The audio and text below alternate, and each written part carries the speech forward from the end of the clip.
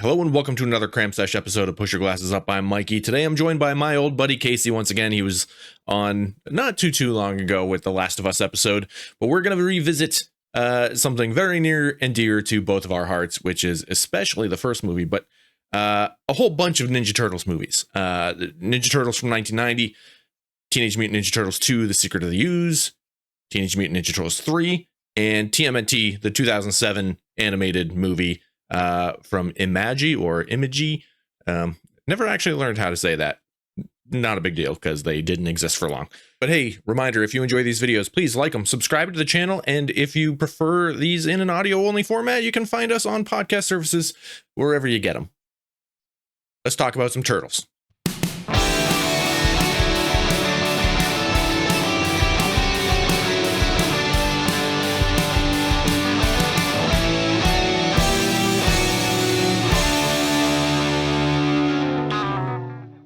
Casey, welcome back to the show. Hey, Mikey, good to be back.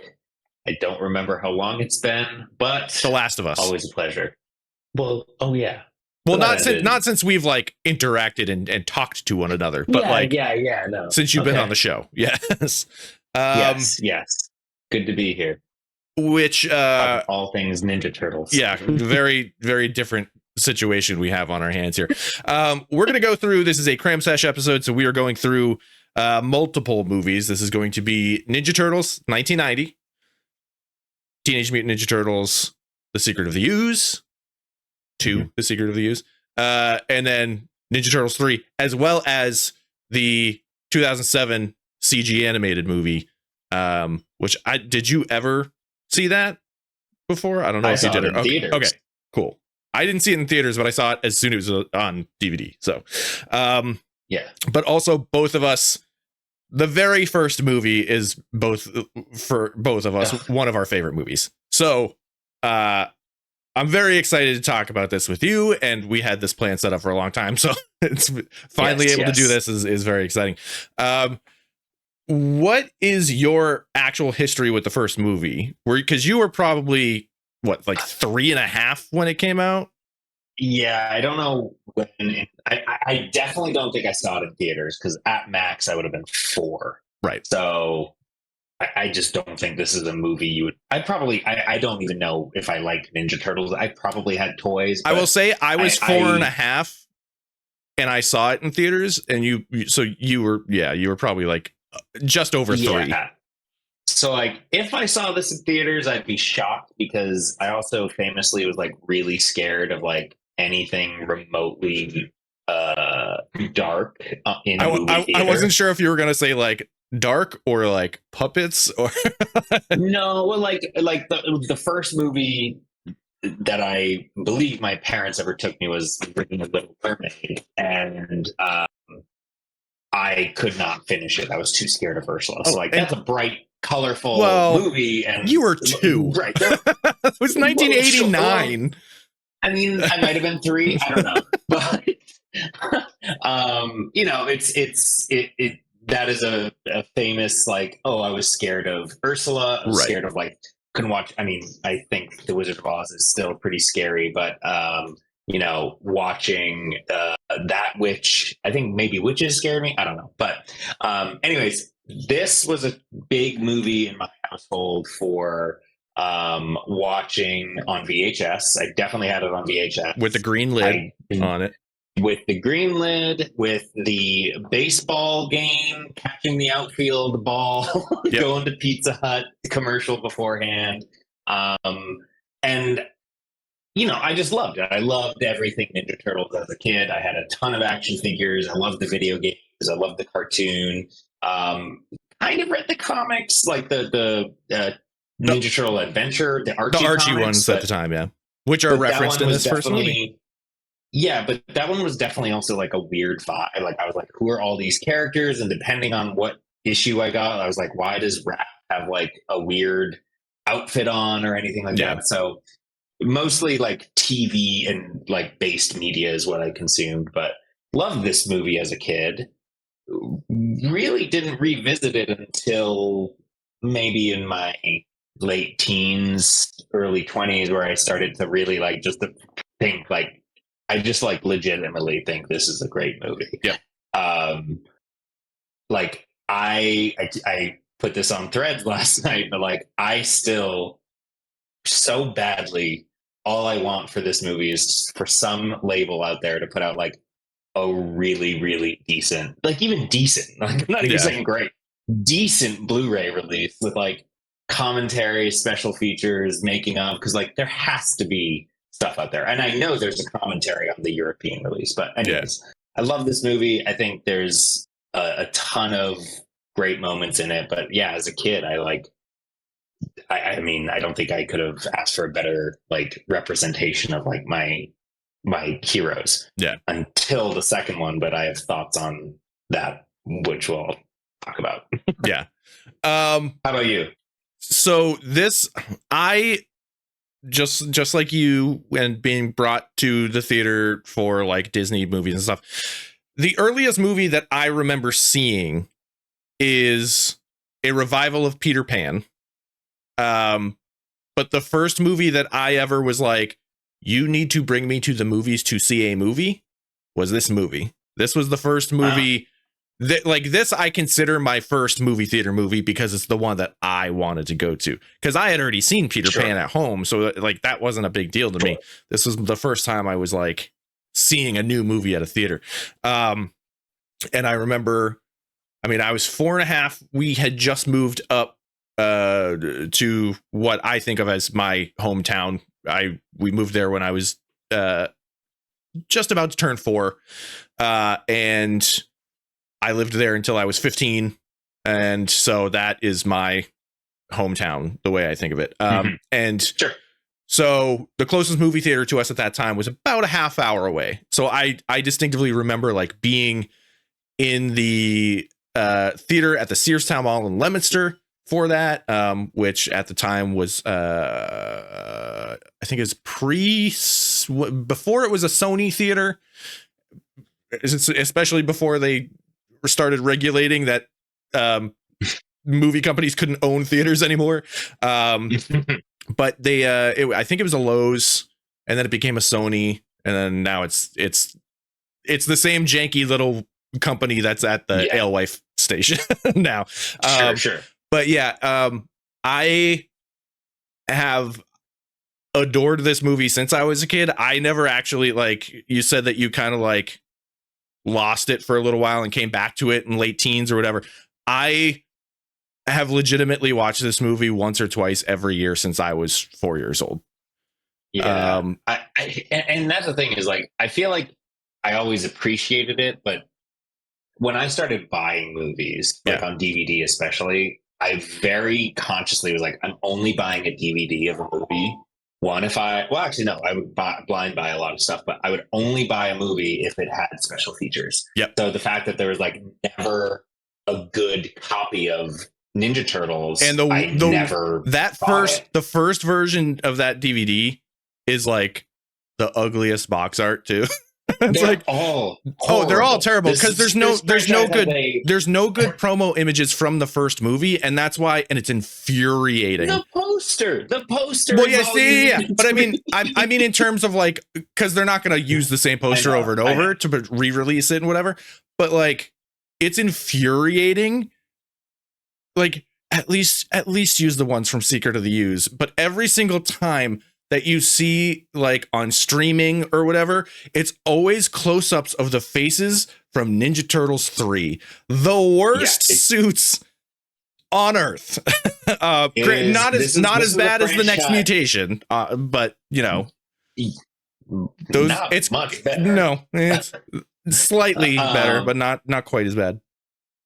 This franchise has been treated horrendously in the home video, in the digital age, because the box arts for the VHSs of 1, 2, and I want to even say 3 were just either the poster or a pretty, like, I remember the black VHS box with like them just the Secret of the Ooze VHS box was good with the 2. Yes, that was the only one I think was genuinely great. But yeah, the first movie is that just black background, basically like promo shot that they have. Yeah. But it's got a vibe, at least. It's got the embossed lettering. I remember, like that was also 1990 New Line. So like, right. What can we ask? Yeah. But yeah, so going back to like buying DVDs as like a teenager and then into like my early 20s was like, yeah, when we were roommates and basically competing to see who had the bigger collection. I was only going to buy a movie if I either just like, I think at one point I did probably buy it on some sort of DVD or Blu-ray just because I was like, I love this movie and the box art on this one at least isn't that bad. In fact, actually, I do think I have it on Blu-ray in the other room, and it's only because the box art was like, okay, I just want to own this in HD and I just want to have it not have that atrocious cover art. But wait, is it a DVD or a Blu-ray?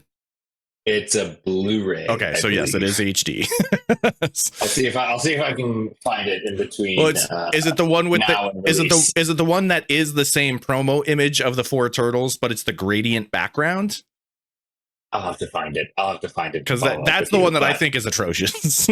Yeah, I don't think I wouldn't have bought it if it's atrocious. But it might just be the 3-pack or whatever. Yeah. But and then they finally like did a good box set of like the pizza box one that had all 4 of these movies we're talking about.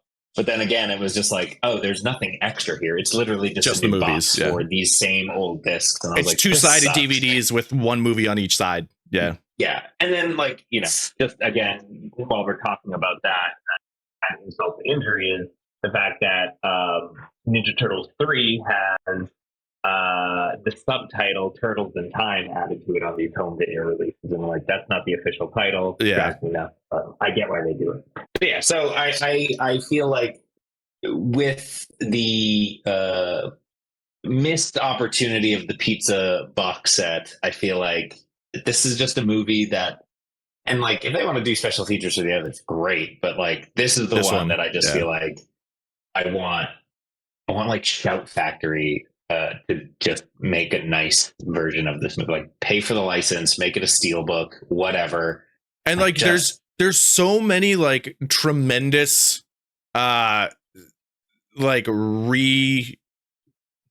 the word I'm looking for, but like a Mondo or a Bottleneck Gallery poster that could be used for it. That's like they're right there. You could just pay for those images to be used and just go for it. Yeah, absolutely. It's makes me sad. Yeah.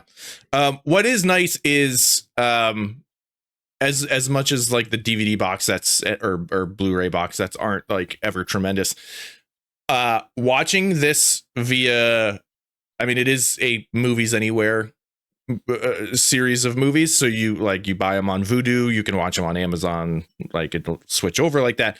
Watching them on Amazon look pretty good. like on a 4K TV, I expected the first movie, because usually like most of the time I'll watch a movie just at my computer or whatever, but watching it on a 4K TV, the parts that look bad still looked bad, but everything that looks good about this movie wasn't like ruined by being stretched out, which was that's great. The flashback home movie style stuff they do for the baby turtles is a decision that was made, and it is unfortunately like the thing that makes a lot of like the rest of the movie look good, but like those parts look rough and they're hard to see anything in. But I think I agree, they look good. You do see a little bit more of the seams on the suits that maybe a VHS covered up. I think that's why this first movie was filmed so dark too, because it hides those things. So, but I think at least the version that I watched on Vudu, like that is just another reason for me to say like I would love for somebody to get their holds on this, remaster it, do something with it, because that version, at the very least on digital, there were some weird framing shots where I thought, oh, this is clearly like they cropped this in some way, shape, or form. Because there's like one shot towards the very end when the turtles are like on the rooftop looking over the edge of it. Yep. Yeah, they're over here versus like they should be centered. And I was just like, yeah, like it doesn't distract a ton, but it's just, this should be in widescreen. It's strange. This was shot a certain way. Yeah. So that I will agree. It looks good for what it is, but it's clearly not. It needs some love. What it? It's not what it should be. Especially like this is a huge franchise. It was a huge movie.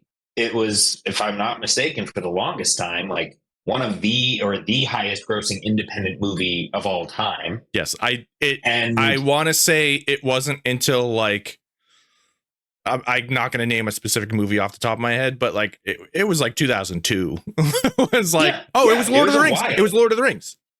Yeah, which again, New Line, because it was prior to them being bought by Warner. So yeah, right. And so it's just one of those things where and I get it. It's licensed property. It's probably very expensive for anybody to want to do this. Plus, at this point, Nickelodeon would have to want to do it. Right. But I don't know. I feel like now's a good time with the new movie coming out, and hopefully gonna do pretty good box office because I don't know. I think it's worth revisiting, and that would be great because every time I watch this, I do just think this is one of the absolute best representations of the Turtles in every form of media because it takes a lot of what works from the cartoon, takes a lot of what works from the comics, takes a lot, and it's fun for adults, it's fun for kids, it's like Steve Barron clearly took it seriously. Yeah. So like I just appreciate the fact that it is not, as you get further in the series and the movies we're going to talk about, that's my biggest problem is like they just lean so hard into the goofball factor, which there needs to be a little bit of that. It's progressive too. Like it's more and more and more. And like this movie, as we kind of like get into the actual like story of it now, it's like the reason this movie is so good is beyond the fact that it's like technically I think the second movie is shot better in terms of like it's shot more like a real movie. It is better lit, stuff like that. But like I think that there is a specific style to the first movie that it maintains more character and like more identity to itself, and it's that era to me of like that 1989 to 1990 192 era of like dingy, dark, wet city streets of like that. There's like a 4-year period where everything that had that vibe was happening, and it was like it works so well in this movie. But like in terms of the movie itself, it's also the one that it has the most heart. It cares the most about every character. Like every character. Danny gets an arc. Like, what is, an unnecessary character for the most part in this movie gets like a full arc, and it's bookended by him stealing April's $20 bill and giving it back to her at the end. But like the stuff in this movie that like emotionally resonates. And when I was a kid, it was just like, oh, I like these characters, and they're having some hard times. That was me as a little kid taking it in. But as time goes on, and as more and more things happen in my own life, there's recontextualizing that happens in this movie. That even within just a couple of years ago, when my family was dealing with like my brother's health issues and stuff, and I was sitting over my brother's hospital bed for a year. That is when I finally had my connection with Leo really kick in. Yeah. Because I was always like, you're a kid and you think like, oh, I like Michelangelo the most because he's the most fun. And yes, Michelangelo is the reason I have a bright orange guitar. But like, there's other stuff that goes on there. But like, I have these different connections that I've made through the years with these characters that you start out as a little kid and you like Mikey. You get a little bit older and you kind of go like, oh, I like Raph because he's the edgy one. But then even that transforms into understanding the personality type more of somebody that isolates themselves because they don't feel like they can live up to the potential that is being set for them. And then you have Donnie, who, like, particularly a lot of this, what I'm about to like really dive into is the farm stuff. You know, it's a 38-year-old, whatever it is now, movie at this point. Not 38 years old. I'm 38 years old. But yeah, it's just that whole farm sequence, Raph aside, because he's unconscious, but it explores the turtles in such a sincere way, and in such a, like, you think of the theme song and it like has the Leo leads, Donnie does machines. It's like, and it shows them dealing with their trauma through that. And Leo is watching over and taking responsibility for his younger brother. Donatello goes headfirst into working on fixing the truck with Casey because that's what he does. He needs to distract himself with keeping his hands busy. Michelangelo is this case where you are the youngest sibling who is always cracking jokes, trying to cut tension, and trying to sort of ignore the darker aspects within him. It starts earlier in the movie when Donnie goes up to him and it's the pizza dude's got 30 seconds part of the movie. And he says, do you ever think about if Splinter was gone? Essentially saying, like, do you ever think about if Splinter died? And later in the movie, the Barbie moment. And then later in the movie, he gets kidnapped, and Mikey is then facing that. And it all culminates in the campfire scene, and he's the only one that gets a close-up. He's the only one that gets a solo shot.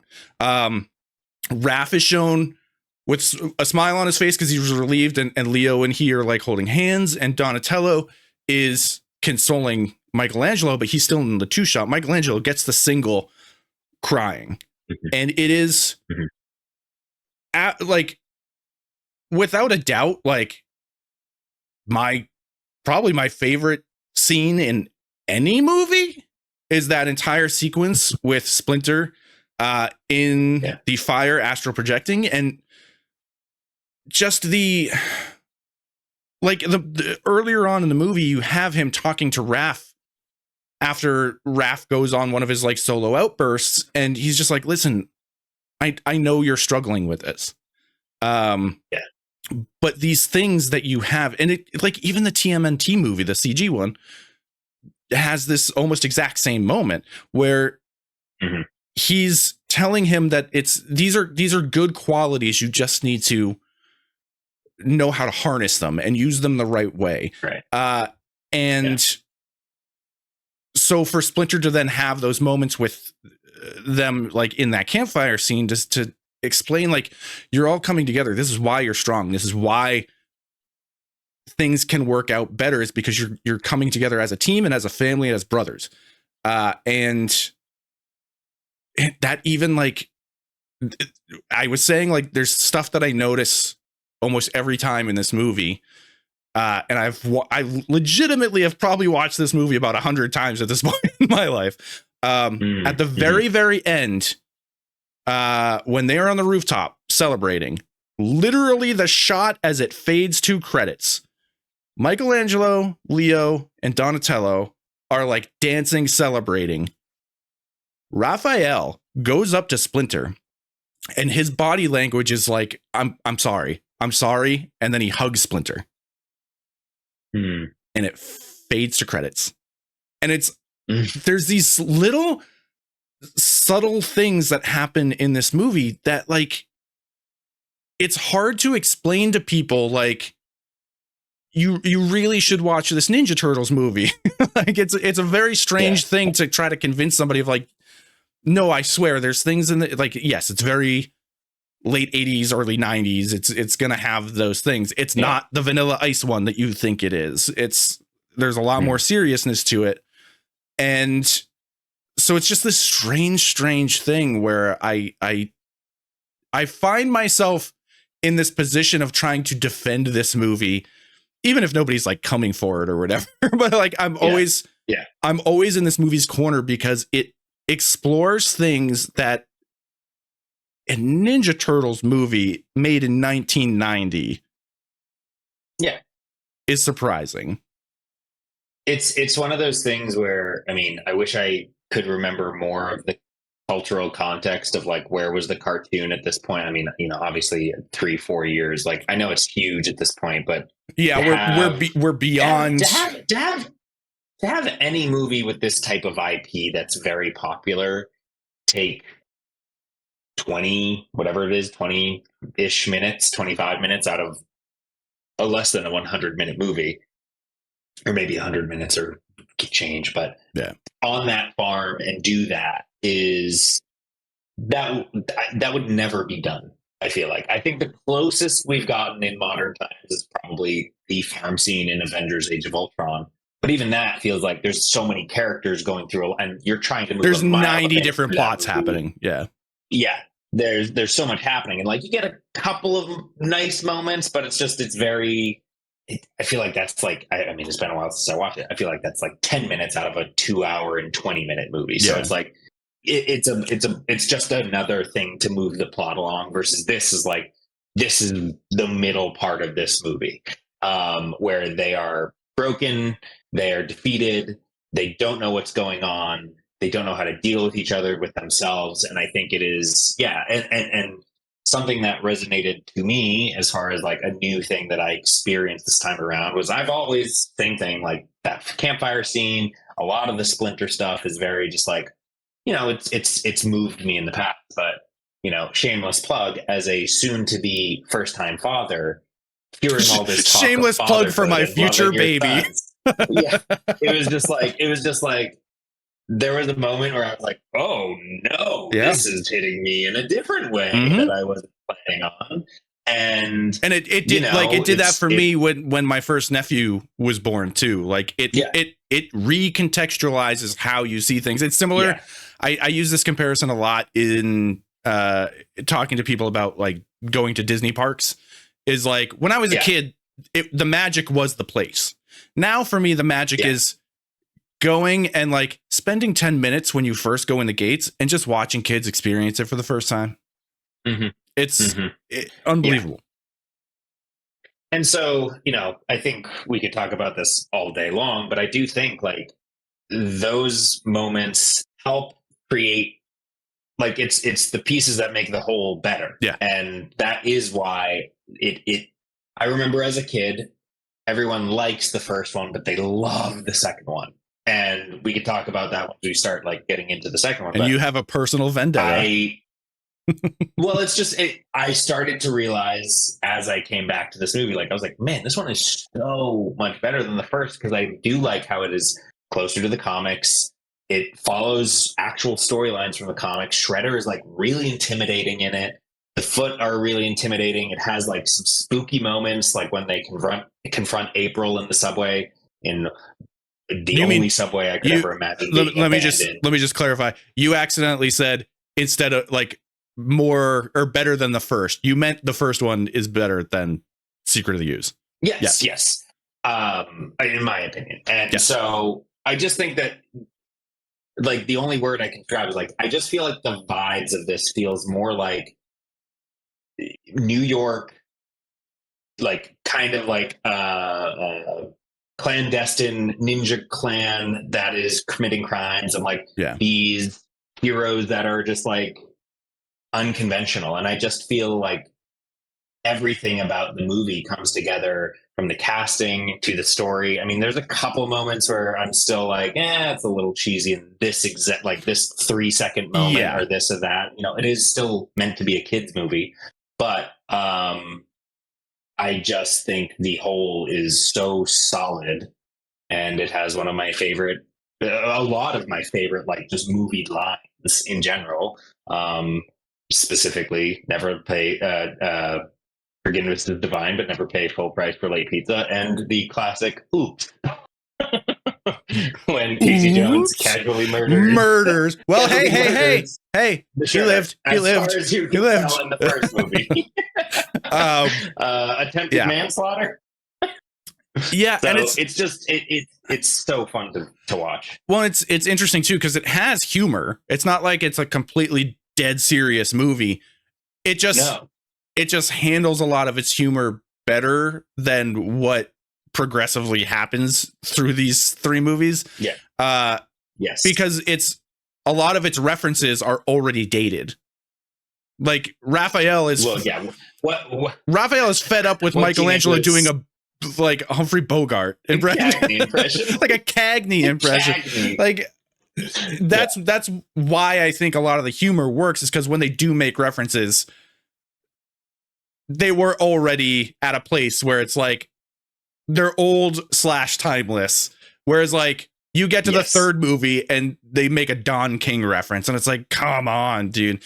But like, yeah, that is something that I think they don't nail in this. When I was thinking about it, I thought about this a lot in the second one. I was like, these are really weird teenagers. Yeah, like that's what I'm excited about in the new one. They're teenagers who are 72 years old. Like yeah. Like they're like comedy from the George Burns jokes.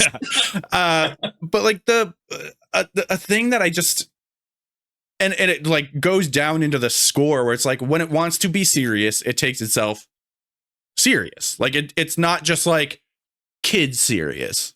It's genuinely there's blood on the floor after Splinter is kidnapped. It's hard to see because it's very dark, but like there's blood on the floor.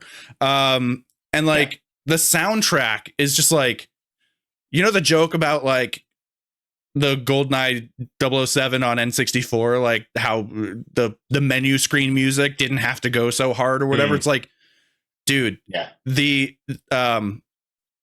theme of like when Casey breaks into the fight in April's house, which by the way, that whole the whole stretch from April's house, the whole stretch from April's house through when they return to New York is like all that there are flaws in this movie.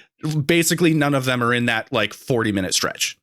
It's wild. Yeah. But like when he busts in and makes his joke, and like says, who's the babe about April, but like as the fight starts to kick back in and it's no longer about them just like using Carrot Top props to fight with and stuff in the antique store, the music that kicks in, the composer did a 9/4 time signature, which is like the most dramatic shit you could do.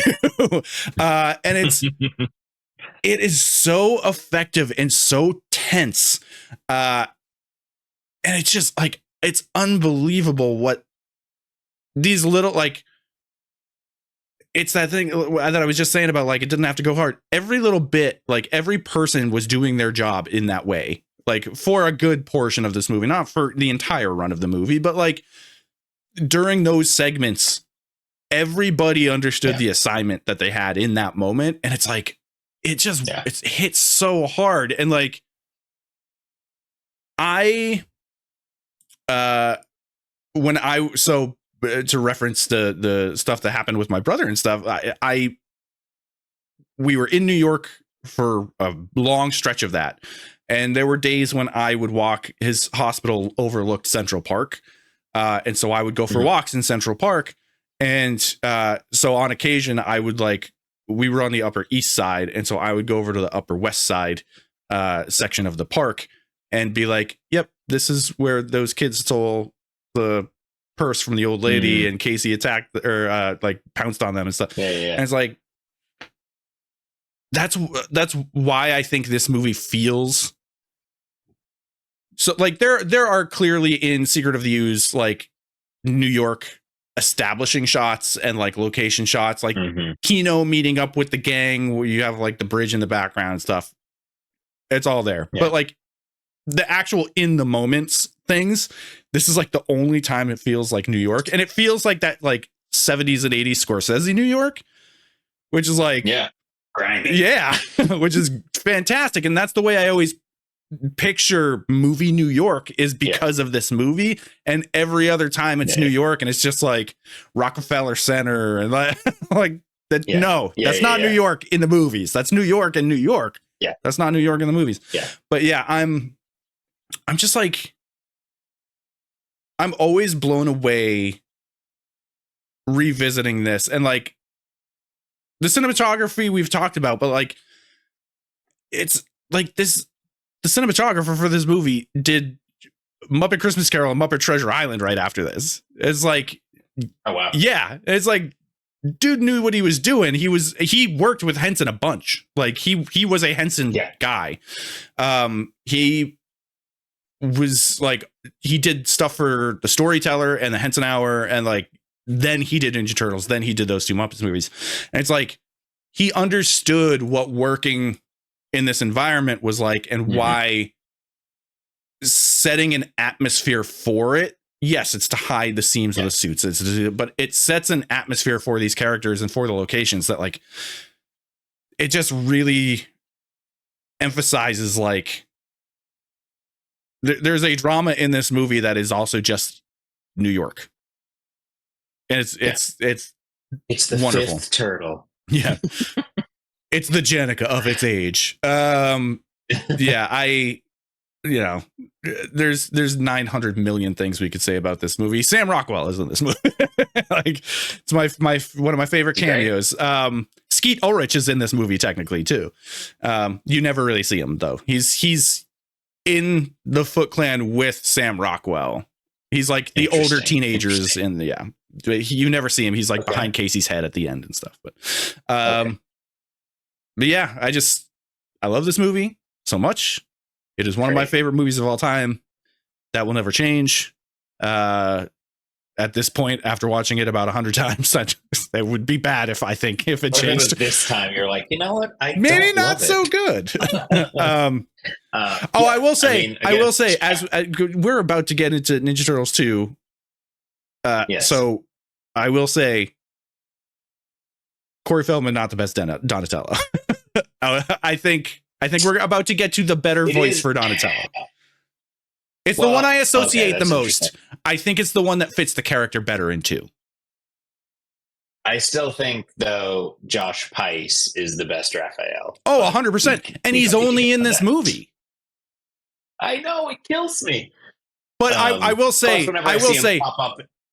in 2, pretty good sound alike. Not quite as good. I had to double check. Yeah, because I was like, "Is it still in 3?" But oh boy, gets real bad.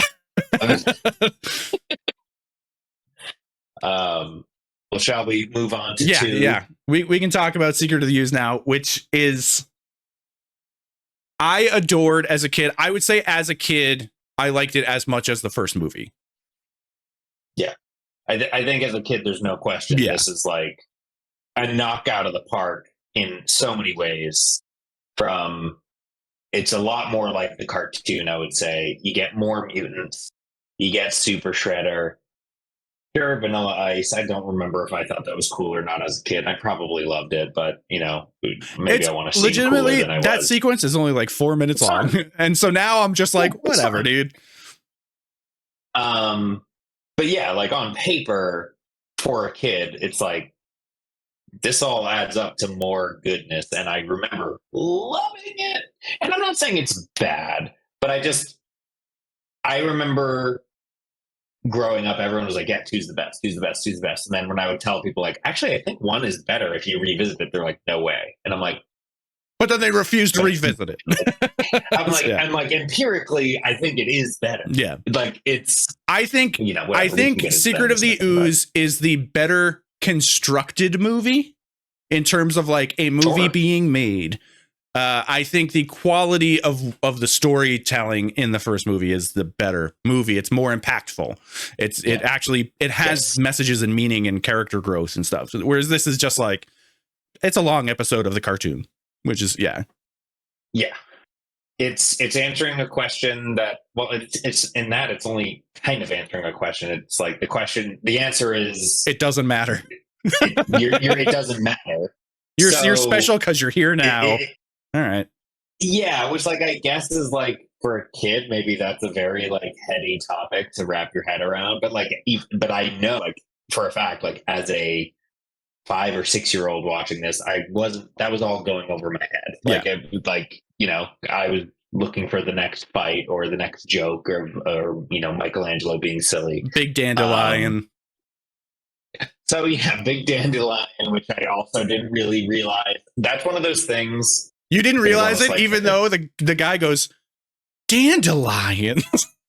Well, so this is one of those things where like I've come across this twice. You blocked stuff out. No, I remember it very distinctly. I was like, whoa, but I always assumed it was way more important than what it actually was showing. Yeah. So like in that sequence when he pulls up the dandelion, I think as a kid I assumed, oh, that's where they get the ooze. This weird big dandelion. You were a dumb kid. And it took me a lot longer to realize, like, oh, this is the buried chemicals. Yeah. This is how they know where the chemicals are. And the other example of this, just you'll appreciate this, I think, just because it's a Simpsons reference, is I rewatched recently the episode where the Crepes of Wrath, where Bart goes to France, and it's right before he realizes he can speak French. The police officer who he's talking to and trying to explain the situation gives him a little candy, and he chews it. And then he walks away and then he starts speaking French. And I realized as a kid, I thought that candy gave him the ability to speak French. So like, it's funny that like twice in a week I've encountered these things where I was like, man, I don't know how I connected that to that. But you were sure. a dumb kid. It's fine. Yeah, it's fine. But yeah, I mean, I rewatched this for the first time in a while for this. It is a fun movie. Like, there's no doubt about it. I think that there just is far more of I don't know if it's studio interference or just license holder interference, but it's clearly like dumbed down a little bit to be and not even dumbed down. It is the Batman Returns thing where it's parents got mad at the first movie because Casey murders somebody, but like because of the violence that's in it, essentially, which is like right. somewhat mild and really like they're only beating up evil people. So like, calm down, parents. But like it is that thing where that's exactly what this movie is the answer to. And I think that they managed to pull out a solid movie for having to manage that. Yes, it does suck that Eastman and Laird were upset about the way that Bebop and Rocksteady were used in the cartoon, so they didn't allow them in this movie. Right. And so we got, I mean, hey, big ups to them. They probably knew that it would happen in the movie again, and so it did in the way that they did Tokan Razor. I still, to this day, hate the design of Razor. Like, I just hate that face. Like, the not closing mouth where it's just this part of his mouth that goes, it's annoying to me. I think legitimately Toka is probably the most Jim Henson looking creature in any of these movies. Of course, that we can disassociate the third movie because Henson wasn't involved in that at all. But like between the first two movies, like it's those eyes and the really expressive eyebrows and stuff, and just the way that the acting is with that character, where it's just like, oh, mom, like it's just really, really good, like Henson Studio stuff. Yeah, I was going to ask you, like, because Henson did the first one as well. The first two, Which do you feel like the designs are better or kind of like in between in the second one, or it goes back and forth and depends.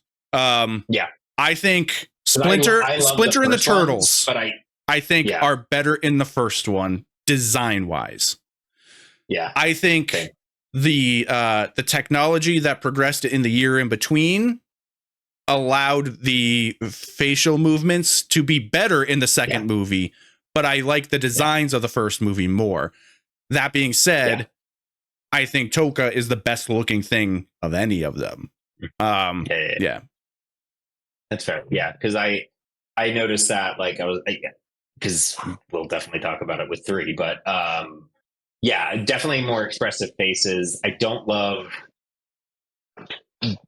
I don't like that they made it to look like the like cartoon with the eyes, especially. Like they made the eyes bigger on everybody. So like Leo's bandana like covered a bunch of his eyes, and Raph's were basically like this. But in the second movie, everybody had the big circle eyes, and that bugs me a little bit. Yeah, I don't love Donnie's new head, but I think his voice works. But I do have a soft spot for Corey Feldman. Yeah, it's not. At the end of the day, it's not that big of a deal. No, and I think Corey Feldman fits more for the character in the first movie, and then this for this little more cartoony version works better. Yeah. But like, I think it's more of a generically nerdy voice in the second movie, and I think that is what they were going for. Because that's when they were going for the stereotypes a little bit more. Right, because he is definitely more like science nerd person in this one than the first one. That was the one thing about the first one that I did notice kind of this time around for the first time is just like they're all kind of similar in terms of like personalities in some ways, where he doesn't stand out as like, oh, that's clearly the smart one. I think that they when you take it out of the cartoon and comic setting and set it in like a real world, you kind of have to deal with the fact that it's like, oh, he's not building these like cartoon supercomputers, because that would make no sense here. So he's doing things like building arcade cabinets and like fixing the truck. Yeah. So they had to kind of like figure out a way to display that, which I think they do a good job of doing that, considering he's not building an Apple II or something. Right. But I think having David Warner's character, whose name I'm blanking, is a good way to pull that out of Donnie and put him in those situations to say, hey, we need to demonstrate that you are intelligent and are the only one on this group that can do this. It becomes more of a chemistry thing, but like science in general, I think is how we can always think of Donatello, which is is what it is. I don't love the portrayal of Shredder in this one. You know who it is in the suit, right? Yes, it's the guy from Lost. Yes. He just seems Professor Jordan more, Perry was David Warner's name. He's so much more just, cartoonish, like to the point where they put him in the purple suit. He's a cartoon foil. Yeah, he's a foil in this movie. Yeah, and I think that sucks considering how I love that intro of Shredder in the first one. Like, it is such the music, scary as shit, atmosphere, intimidating as all hell. Costume is just like, whoa, this is nuts. Yeah. Like, this guy is covered in blades and has a weird crinkly cape that somebody has to like put over his shoulders. And it has tiger stripes and is like, it has like wire hangers going through it so that it can be crimped up. Yeah. It's like, it's such an insane It's silver design, with black tiger stripes. Yeah. Urban camo. Yeah. But yeah, I think the second one is it's fun, and I think that's the most important part about it. But yeah, it's just for everything that it does pretty well over the first, I think as a movie going experience, I prefer the first, and I just think I think the vibe isn't as vibes is such a weird word to throw on Turtles, but I love the vibes of the first one. I don't love the vibes of the second. Yeah. Well, it's it's this thing where they stripped the core out. And so it is just like, you want Ninja Turtles? This is Ninja Turtles. Like, it is very much that, whereas the first movie is more than that. It is a genuinely just good movie that happens to be a Ninja Turtles movie, whereas this is a good Ninja Turtles movie. Yeah. And I think that they don't give enough time to, again, going to the farm scene, or even just an interesting story. I was, when I watched it, I was like, oh yeah, Kino goes undercover. That's so cool. And it's he stops being undercover literally the next immediately. Like, and I'm like, oh, okay, there's something that could have possibly been cool about a guy trying to like, toe the line of like, I'm trying to be a Foot Clan member, but also spy on them. And it's like, nope, immediately he's like, come on in, Raphael. Oh, we're caught. Run away. Because we did this during the day. That too.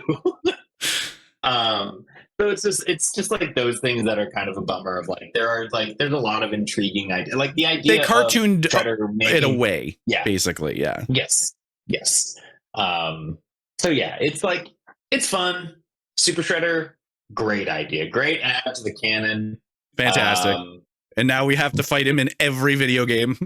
It's every single time. Yeah. It's somebody, I hope somebody got a good paycheck for that idea. You know what? I hope Kevin Nash got a good paycheck for being in the suit. I hope so. I hope so too. But yeah, it's by the way, we didn't even establish, like, we talked about Corey Feldman, but like Michelangelo is the same voice through the whole thing. Cousin Oliver from the Brady Bunch. Yep. Robbie Wrist. Splinter in the first two movies is the voice of Elmo. Isn't he in the third one too? No. Anybody related to Henson was gone. Okay. Yeah. So you're right. Yeah. Also, like, oh boy, that Splinter in the third movie. But yeah, it's, you know, I think on this movie, as I like grew with time and watching the first one and growing more affectionate to the first one, I think I cooled on this one over time to a point where I almost disassociated with it, where I did get that, like, I think I rejected it in a way for a long time. I did too. I mean, I was that one guy. It's unfortunate because it always you know, like you were saying, how everybody thinks like, oh, the one with Vanilla Ice, I love that one, and I think it's that conversation that got me to be like, I blame Vanilla Ice for that. It's like, where it's just like, because of that, I hate this movie now. But it's like, it's that annoying thing where everybody liked it, now I hate it. Yeah. It's like, because they liked it because they liked it for different reasons than I liked the first one.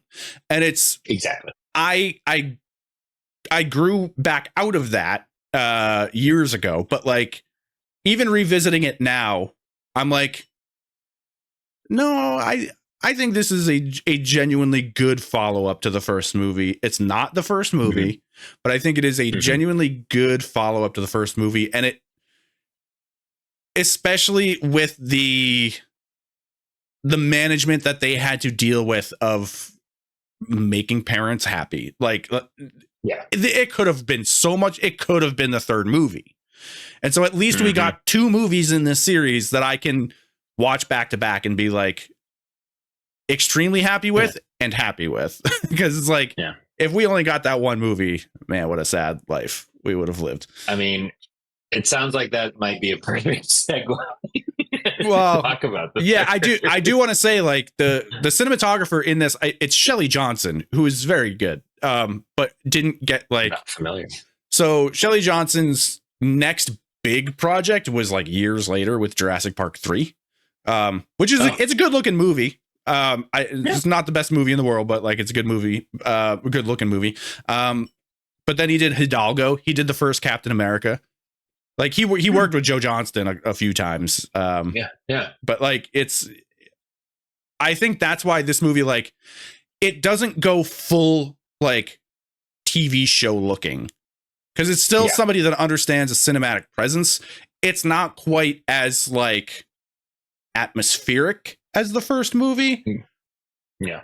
But it finds a happy medium between like a Nickelodeon show and or when I say Nickelodeon show, you understand what I mean. I want to specify though, like a 90s Snick kind of TV show, like where it's clearly like no budget in what they're doing, which is where we'll get with the third one. But yeah, it's the Ralph Nader joke.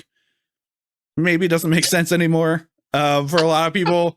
But you know, he so the reason that happens is because they're like a lot of people want to assume because it's like a safety thing or whatever. Like, no, Ralph Nader. Yeah. We're getting into this. Ralph Nader was on the board of Consumer Reports, so they were talking about the quality of the net, and they were going to submit a review of this net to Ralph Nader at Consumer Reports. Again, it's like any teenager not a good joke for a Ninja Turtle to make. I will establish that, but that is the purpose of that joke. Which is so funny because it's like right after the A Little Too Rap, which is a great joke. That is a very there are genuinely some good jokes in this movie. When we were talking about when Kino is undercover and they immediately like get caught 2 minutes later. But when Tetsu finds Kino and Raph, and Raph turns around and goes, we're looking for an engine block for a 30, like that's a good joke. Yes. It's a simple joke, but it's an effective, good joke. But yeah, A Little Too Raph is like the quintessential joke from this movie. But yeah, I think the iconic stuff, unfortunately, is, it gets lost in the vanilla ice of it all. But that scene is actually, that scene has the best fight sequences. Like the choreography, it's pretty good. The choreography in that fight scene is terrific. And revisiting it twice this past week, I'm blown away by the fact that the production on that sequence, like to keep like the background dancers in time with the song while you have animatronics doing dialogue, and like that's like the headaches that I can see coming out of this. And I will say, in this sequence, it has the two most like pulled out of the cartoon characters I have ever seen anything Ninja Turtles related. The owners of the club, the people running the club are the most like from the cartoon people you can imagine. Is unbelievably like, I love those two guys. Like the shorter one just looks like Phil Collins. Terrific. Also, Susie Orman's in this movie. I realized that this time, I didn't know until this time either. Because I remembered, I was like, oh, that's the guy who's in one of the suits because he's the pizza delivery guy in the first one. Right. And I was like, I can't remember which turtle it was, so I looked that up. Pizza delivery guy is Michelangelo. Or Michelangelo. And Leo is a foot soldier in the first movie. He was credited as Michelangelo / Soho Man. Yeah. And then right underneath was Susie Essman as Soho Woman. And I looked at her and I was like, whoa, that is her. Yeah. And growing up, looks exactly the same. Yeah, I know. Growing up, I also thought, the two old people when Tokan Razor are like running amok in the empty streets of New York. So that's one criticism on both movies is like New York. Well, it's because it was a little studio set up in North Carolina. I know. There's something I'm going to get to about that though. But the two old people that see them going like, oh, the animals are ripping up the town, we'll tell them to get their own cab. Like, that's also a good line. But like, I thought the old man was what's his name? Is it Ed Koch that was on the People's Court when we were growing up? Like, it looks a lot like him. I think so. It's the director's parents, but I thought I thought it was a cameo from the guy because he was a mayor of New York, and at one point I was like, that would make sense. No, the thing that I wanted to say about the location thing before we're like avoiding going into the third movie, but we'll spend 5 minutes on that movie, I swear. But I think we've insulted it more during these other segments than we will talk about it. The antique shop in the first movie that is on the set in North Carolina. That is, have you ever seen The Crow? I have. Long time ago. Yeah. Long ago. The pawn shop sequence though, where he fires the rings out of the shotgun. I believe the pawn shop is April's antique shop. It's very. It's this is the same location where they filmed Super Mario Brothers too, the '93 movie. That is their New York. Classic. It's like, yeah, I love the like early, like everything I associate with the look of New York in that era is North Carolina. It's fantastic. But yeah, let's briefly talk about the third movie, which, oh boy, has one of the coolest opening shots ever. Like just the orange setting sun with the silhouette of the four guys riding behind the one guy going up and over the hills. Unbelievable. Only good shot in the movie. By the way, this is definitely one I remember seeing in theaters. Yeah. And I mean, again, this is what, 93. So yeah. I'm like 7. So I was like pig in shit with this movie. I was turning 9. I was turning 9 soon after this. So at this point, I could see the seams, and not just in the suits. I remember being really pumped about it because here's the sequence of events, if I remember correctly, and I'm just verifying my dates here real quick. Are you going to bring up Out of Their Shells? I definitely. So no. I definitely had the soundtrack on tape, and this soundtrack, Jungle Boy, is bonkers. Jungle Boy, a song from Tarzan Boy, or Tarzan Boy. Sorry, a song from 11 years before this movie. Yeah, like I remember loving this tape, and then I am pretty sure none of these songs are in the movie. They're all in the credits. They're all in the credits. Purely just like on the radio in a scene. Yeah. We've got it's Tarzan Boy, Can't Stop Rockin' by ZZ Top. Oh my God. Conga by the Barrio Boys. Which is that's on April's Walkman. We haven't even talked about April in any of these movies. We can talk about that. Talk about her in a little bit. They bring back Turtle Power by Partners in Crime, the first one, and that's track 8. The score of this, not even just the soundtrack, the composer is the same composer through all 3 of these movies. And I'm furious at how many themes from the first movie get used in this movie. Because they feel like the one thing that they had, they were like, oh, these were good. Let's put these in here so people remember this is actually attached to the other movies because the turtles look different. Splinter looks different. The vibe is just completely bonkers cartoon bullshit. And it's, oh my God, it is unbelievable. The Wikipedia article for the soundtrack says, this collection is considered much weaker than the previous 2 for its lack of original songs. It contains the tracks Tarzan Boy and Can't Stop Rockin', which were previously released hit songs, along with the song Turtle Power, which was a port from the first film soundtrack. A port? Making it seem like a rushed project. Yeah, I don't think that's the right word. Making it seem like a rushed project. But so I had the soundtrack, and then I forget which turtle. I want to say Raphael, the action figure that came with the time travel. You could put on. Yeah, I had Michelangelo with that. That was the weird one where it was like the soft rubber.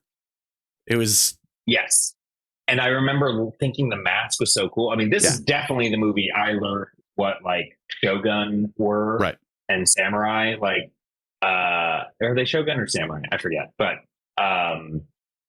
it's like I remember thinking this is so cool. They're Ninja Turtles and they're in old Japan, and like this is gonna be awesome. And I watched it and I probably loved it. I remember having very fond memories of it.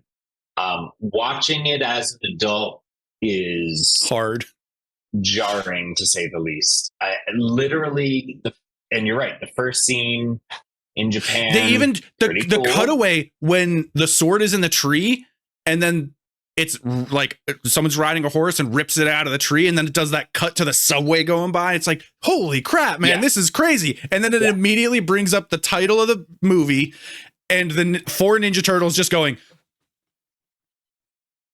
Like, sorry for audio listeners. I was just moving my hands around. Their faces do not move a muscle, and they're locked. They're locked in the most expressionless, dead face. Like at least with the other movies, when they needed to put the stunt masks on, They would be like the big Yeah. teeth, like grimacing, like yeah. That first initial shot of them, and then of Splinter, who has basically become an animatronic Chuck E. Cheese puppet at that point. It's so like bad. Taran Killam on SNL being like, you don't see his legs. He's clearly just a waist up puppet who they like. He like belongs. To be fair, you don't see his legs too much in the first 2 movies either. No, but this is clearly. But like he's always behind something in this. Yeah. Like he's literally like. Which I should establish, because we're talking about the beginning of this movie and they're in the subway. In the previous movie, in 2, I think that is a genuinely like magical moment when they stumble across the subway. The music in that moment is so like the way it swells and the lights come on. Like that is a fantastic moment. We never get anything like that in this movie. No. This movie on paper sounds pretty cool. You got Casey Jones back. You got the Ninja Turtles. But do you have Casey Jones back? No, it's a you have him. You have him man. Babysitting people. Yes, and the hockey mask you make him wear isn't even like his hockey. It's just a generic goalie mask from like 1972. What are you doing? Yeah. So this movie has all the ingredients of what could be a really cool movie, and it's awful. But it's awful. But but instead of putting those ingredients in the pot to cook them, it's like they threw them out the back door. It's like, okay, yes, this is how we make a dish. Also sucks, like the poster for this movie is pretty rad. It is. It's cool. It's them on horseback in their samurai outfits. They got the lantern. Like it's like the lantern. The lantern is like the one cool thing about this movie. Yeah, and also like speaking of the toy, the action figure. I loved that the lantern, if you took the top off of it, it did have a little like ball in it. So if you shook it up, it like, it's good. And like even the tagline, ancient Japan, 1593, without a map, without a clue, without a pizza. Like that's a Ninja Turtles movie. Like, they lean in so hard to cartoonish sound effects and antics. This is when it's like, this is full Power Rangers style. This is like Nick Saban stuff. And it is boring. Yeah, it is. It's like this is the thing that I think Ninja Turtles movies really struggle with, is if they're not using Shredder, they don't know what the hell they're doing. And it's frustrating because I think it gets a little better in the next TMNT. One we're going to talk about, by the way. Not a million times better, but better than this certainly is. But it's one of those things where it's like, and granted, I don't know who would be a good villain from like the cartoon comics, whatever, for this movie off the top of my head. But like, just the fact that it's like, you have all this IP over just here. Just have somebody from the same clan who is in charge of that clan. Sure. Like it's supposed, the Foot Clan is supposed to be like a long-standing clan from these times. Well, that too. I was just about to say, it's like, make it the Foot Clan, but just in Japan. Yeah. Like, but they changed it. Like, they changed it to the iconography of feudal Japan and samurais as opposed to like the ninja era, and so it's So it's just. I remember watching this a couple of years ago for the first time since I was a kid, and just being like, "Wow!" Like I'm not even having ironic fun with this. It is just a bummer of a movie, considering, and although it is in like every faction, they made another sequel, right? But they never. It is wild to me that they didn't make another sequel, considering this still made like 30-something million. They were gonna profit. They almost did. I know. The Foot Walks Again was the name of that movie. Yes. That's insane. But yeah, it's just. I don't really have much positive to say other than Robbie Rist is still there and Peter Toshi. Yeah, is that the voice? They're the only two that were in all three. Leo. Yeah, and then Corey Feldman's back, but this is where I'll say he is phoning it in big time. Well, I don't know if he was phoning it in as much as he the reason he's not in 2 is because he was in rehab. So like, this movie, like he's trying to come back from that, and it's okay. I will give him a pass. he's given terrible lines. Like, and there's so many things in this movie that like they just like, did they just want to make sure that this movie hit the 90-minute mark? Because like when April is first getting transported, it's like 4 minutes where she's going, I think something's happening. It's like legitimately like 3 or 4 minutes where that's happening. Yeah, it's I actually so forgot weird. it was still Paige Turco in this one, because for some reason in my head I thought it was a different April every movie. Right.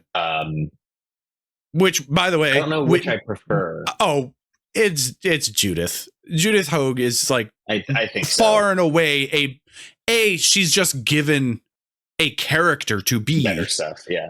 And on top of that, it's just like because of that, she's able to do more. Now, she didn't return because what happened was I guess the director was like mistreating the stunt guys, and she was like getting in his face about how he was treating the stunt guys, which, because they were mistreated, they were in these incredibly hot, heavy suits like constantly and would never be able to get out of them. And just he was working them.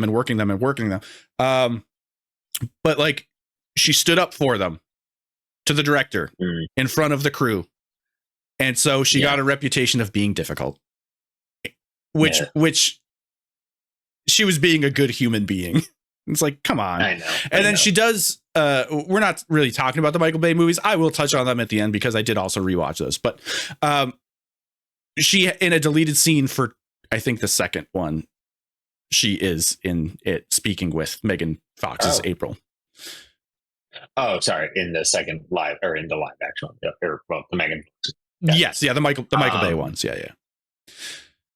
Yeah, this movie, something I realized watching it. Much to say. Yeah, I know it's hard.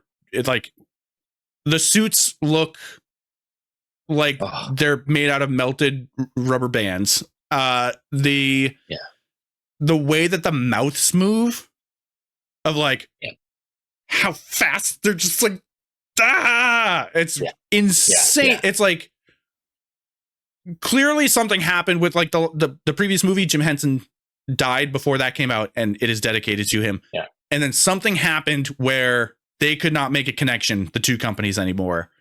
Was that around the time that Disney bought Jim Henson? Because I'm wondering if they just Disney didn't buy Henson. Disney didn't buy Henson. They just bought the Muppets. Yeah. And so it's this weird thing where I'm like, maybe he was just so busy with the company setting up like Muppet Vision, which it was his last thing he worked on.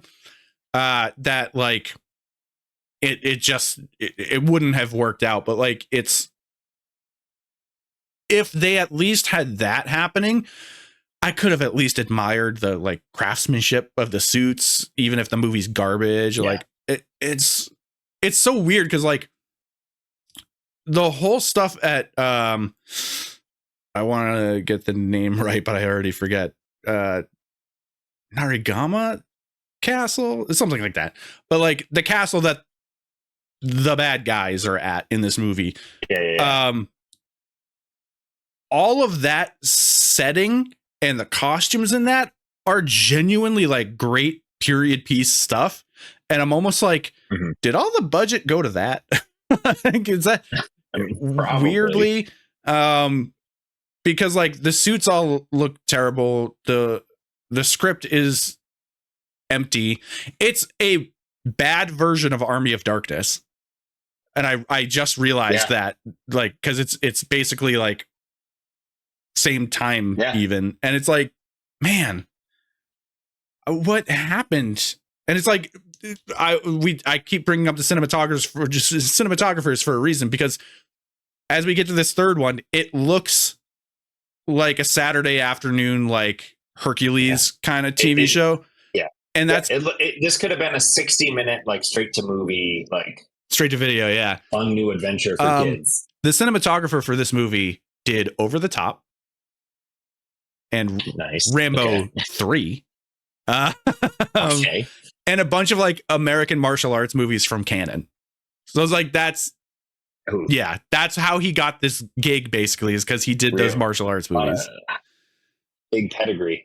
Yeah, it's just, and it's so like, it's really weird too. Like, I think because you can tell the progression in the first movie and the second movie with the suits getting better for the performers, like a little bit lighter, a little easier to move in, because you can see in the Vanilla Ice fight, like they actually can do stuff. They're moving around and jumping around and stuff. In this movie, they look like your 70-year-old uncle, like trying to like do a spin kick. And it's like, clearly the suits are restrictive, and it's the first time that this company had to make like suits like this. Because they have one of the turtles in this movie, one of the suit actors for the turtles is the guy who was Sub-Zero in the Mortal Kombat movie. So like, we know he can do stuff. So, but he's clearly restricted, and it's like, man, there's so much about it that's just makes me mad. I know. Have you looked? Just real quick, have you looked at what the fourth movie was supposed to be? Not just in the name. It is. No, it is bonkers. It's a multiverse movie. First of all. Okay. Kevin Eastman was working on the story outline, and it is a multiverse movie, so ahead of his time. But also, there's an evil, like there's concept art for these characters, and there's a lot of characters in this movie, like too many characters. Interesting. If you go to the like fandom wiki, there's a bunch of them, but like there's an evil April, and on fandom it's censored because the drawing it has nipples on it, basically. It's like, okay, bonkers. Ahead of the curve for Batman. Yep, true, Batman, true. like Batman. But she's. It's hard to tell if she's wearing anything or in shadow, so she could fully be just naked. Yeah. Gotcha. But yeah, it's a very bonkers thing. There's not a lot about it out there. There were 3 versions of the script at one point. I think they were all sold at auction, so there's like no copies anywhere online of these scripts.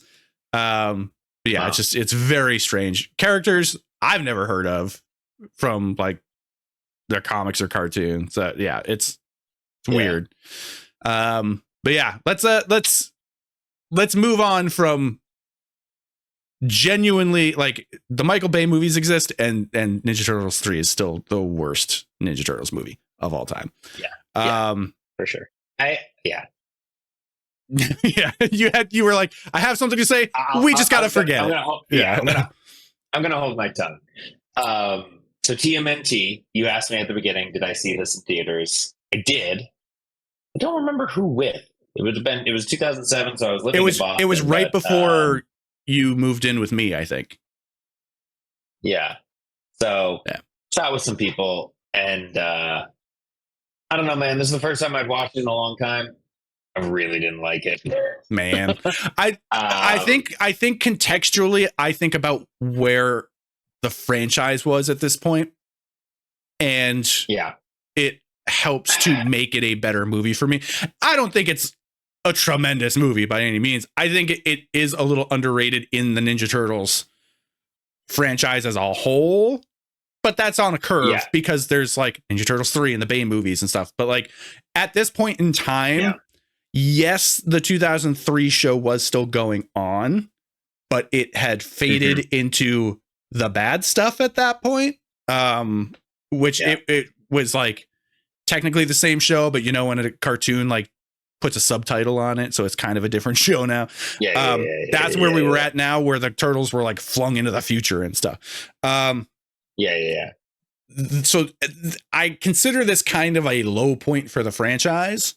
And so for this to be a medium movie means to me it's above average for a Ninja Turtles thing at the time. Because you got to remember, it's coming off of the last 2 things that the Ninja Turtles did, or the last 3 things. Was Ninja Turtles 3, the next Mutation, and then the 2003 show, which was good for a little while. Great for a little while even, but like, I mean, I didn't remember much about this. I knew Chris Evans was in it. I remember it's a stacked cast. That for voice actors specifically for that community. Sure, but I also just think they're like, I don't know. I think this movie is very interesting in the sense that it bored me, quite honestly, in the sense of like, it doesn't have anything that I want to see the Turtles doing for the most part, because a large portion of it is them getting the band back together, so to speak. And right. Which we need to establish. This is basically Ninja Turtles 4. Yes. But I don't know. I struggled with it. I didn't like the character designs. I didn't like the villain, the plot. Well, that's the thing is the villain isn't bland. A villain. So like, right. Which is also weird. Yeah. I think that's a cool experiment that didn't go as well as they had hoped. Yeah. And I just think, I mean, I don't know what the budget was for this. Obviously it's like, 15, 16 years ago, but I don't know. I just thought like rewatching the designs I like the turtle. It was really ugly. I like the turtle designs and Splinter's design.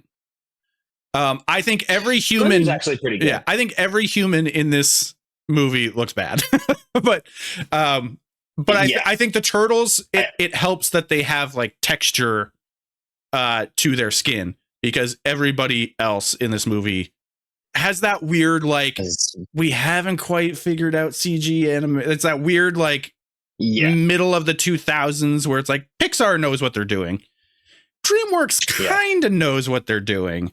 But it's that weird, like, in the, I don't talk about Harry Potter all that much anymore, but like, in those first two movies when they have like the CG puppet of Harry, like on the ogre, that's the kind of motion to the animation that a lot of this stuff has.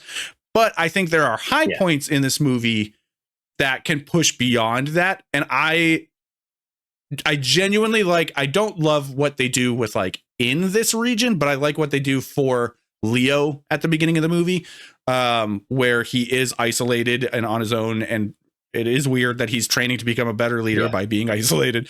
I like what this set up for the relationship with Raph, and the rooftop fight between he and Raph, I think is genuinely great. But yes, the majority of this movie, I would say, is not stellar and has weak points and stuff like that. But I just feel like it was almost like an identity crisis. Like, do we want it to be a reboot? Do we want it to be a continuation? Do we want it to be like, because it felt like a retread of a lot of similar themes from the first one with Raph and Leo, especially. Well, to be fair, every one of the movies has that. I know, but it's like it gets to a point where it's like I don't buy it as much as I did in the live action status or live action versions. So I don't know. This is like the opposite of the first one, where I feel like all of the parts do not make a good whole. There are some interesting ideas. There's some interesting stuff in there. I'm glad that Casey and April are in there. I don't love that April is like all of a sudden a ninja out of nowhere. Like she can hold her own. Listen, it's been 15 years at this point. I mean, I guess, I don't know what the time works in this universe, but it's an odd choice. Casey being kind of a bumbling. Well, no, I don't mind that. But again, it's like, oh yeah, Chris Evans is Casey Jones, and I'm like, he doesn't really do much in the movie. Like neither him nor April do. Well, they spend so much time with the turtles that they're just kind of there. But like, a thing that I think. But go ahead. I was just gonna say, but like, going back to the villain thing too, it's like, this is an animated movie. You could literally pick any villain from their canon, and they clearly didn't want to use Shredder. No, I don't think they got permission. Is the problem? I think that's fine. That's the thing, is I think they were told like, you have to come up with something original, because this was an unproven animation studio. This was their first movie. Oh wow! Yeah. Okay. Their second movie was the Astro Boy movie, which is pretty okay. Oh, okay. I think it's a step forward in the right direction, but that movie flopped so hard the studio closed. Yeah, boy. And so anything that's promising in this movie, like they make the tease to a Shredder coming in a second Ninja Turtles movie. Right. But that potential is lost because the studio shuttered after their second movie. Yeah. I think it's a bummer to think like, okay, animation, this is the one fully animated movie that we've gotten, and it's like that's where you could literally pull any character you want to do. You want to do I'm gonna stop all the names. Baxter, like, or you want to do Ace Duck Baxter, or whatever. Like it's basically like look what they're doing with Mutant Man. It's like, oh, we have an animated movie, we can literally throw in every single mutant. And I legitimately think they probably would have if they could have. Yeah. I know. It's just it just makes it such a odd movie to me to watch in terms of like it's Ninja Turtles, but they're fighting a billionaire who is good for actually them. A villain, but then these like stone people are there, but then there's monsters and they're like, it's just a lot of disparate ideas. I feel like that just don't come together to make a particularly interesting movie. And I think that it could have worked better, but I do appreciate that it's like it is a very like straightforward new thing that we don't have attachment to because it allowed the actual connection of the turtles. I think we may disagree on this, but like I think that the reconnection of the characters of the turtles works well in this movie, and I think because it's such like a generic and it's a Skybeam ending, but like at this point in time that wasn't a common thing really. So it wasn't really a generic Skybeam thing at that point. It was just this regular Skybeam thing. But I think it allowed for that stuff to not shine, but like do a little bit more with it. The music in this movie is strange. And it also like it's never loud enough. Yes. It always sorry, I was trying to remember. It always sounds like they're listening to these like rock songs in the room that they're in, as opposed to being in the like soundtrack to the movie, which is very strange. But that's the other thing is like the needle drops that they do. I'm just like, this is. I don't know this song. I don't know this song. Or two, I don't. Yeah. So there's just again. Is this POD? I don't know. I think the best description is like there's a lot of slings. I think a lot of misses. It doesn't form a cohesive, for me at least. But I do think I appreciate what they were trying to do. I just don't think, I don't remember particularly loving it in the theater, but watching it the other day, I was like, I can't believe I like asked friends to go see this. Like, I feel like I would be like kind of like embarrassed, like being like, that was not a great movie to right. But I don't know. I mean, I just think it was. I think it was. It's weird because in my head I remember people saying like, no, it's really good. And I think I always stuck by it's pretty good and better than it deserves to. It deserves to be talked about. Because I don't think anyone ever talks about it. But like, I legitimately think like James Arnold Taylor is a great Leo. I think Nolan North is a fantastic Raphael. I think Mako is like a brilliant choice for Splinter. Like there's a lot in here that I think works really, really well. It's just that, like it's not a whole piece of really, really well. There's bits and bobs in it that have their moments, but like, I totally understand like the Kevin Smith cook character, which is like, well, also, I love atrocious human designs. It's just atrocious designs. It's rough. I also appreciate just the fact that like the sheer ridiculousness of Raphael's Night Stalker, Night Watcher outfit, and then like Leo's like takes him down, and it's like clearly this is a shell. Yeah, like this looks like a turtle. Like outfit. Yeah, I will give you that. I will give you that. It's like it's for the drama of the moment, but yes, it makes no sense that he wouldn't know who he is, especially with like maybe 15 minutes earlier, Casey Jones was like, Raph, I know it's she. It's like, come on. You look like a big metal turtle. Like, come on. Yeah. I mean, he looks like Metalhead. Not really. Cool villain, but kind of. He just looks like a motorcycle turtle. But I overall, I do think that this movie is better than most people will like consider, because I think nostalgia for people who haven't revisited 3 put that way too high.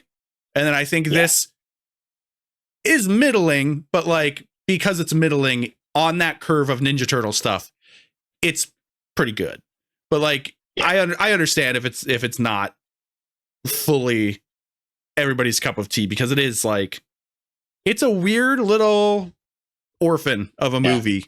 It's just a strange thing with like what they were trying to do with like the legacy connection, or is it new, and all that stuff. But like, I'm disappointed that Astro Boy failed. Every time I say Astro Boy, I think I'm gonna say Astro Bot. But like, I think that this laid the groundwork that there was potential for some cool stuff that could have happened, because now we have established that in this world, whether it's connected to the old movies or not, if that's just an Easter egg or whatever, but like, we now have established that there's like other dimensions, and granted they time traveled in 3, but like there's other dimensions and magic and stuff going on. And so teasing Shredder, and if they do it as a connection to the old movies, they could have done like a resurrected, like the way that he is Super Shredder in the end of Shredder's Revenge, where he's got like the green eyes glowing, and like he could have been like a cool, scary, supernatural villain at that point. And that potential being lost is like really disappointing to me, because like, as much as I really do enjoy this movie, I think the potential of what could have come after it, this being that studio's first movie, and like this being the first step of them like figuring out how to do this and whatnot, I think there could have been some cool stuff to come out of that. So it's a little bit disappointing. You did not rewatch the Michael Bay movies. No, I've actually never seen the second one all the way through.